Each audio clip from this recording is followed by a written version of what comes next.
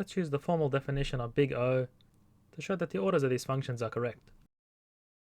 So remember, the big O definition is the time complexity of an algorithm is order f of n if there exists positive constants c and n naught such that t is less than or equal to the constant c by f of n when n is greater than or equal to n naught. So in this first example, our function t is n and f of n is n squared. So a good constant to choose is c is equal to 1. And we can thereby also choose a positive constant n naught being equal to 1. And therefore this inequality holds when n is greater than or equal to n naught, which is 1.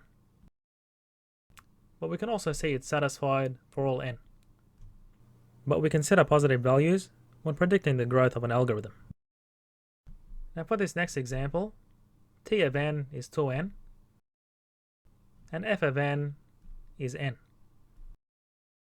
So we can choose the constant c being equal to 2,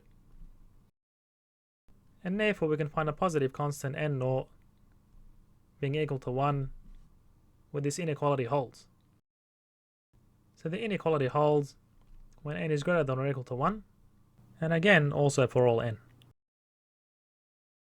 Now for this example, t of n is 4 and f of n is n.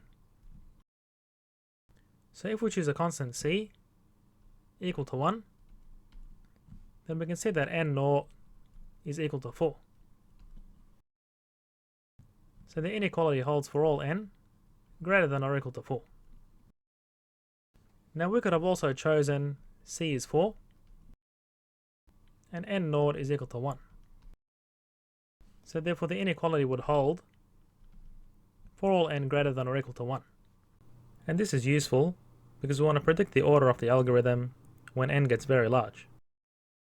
Please subscribe, like and comment to help me reach more students.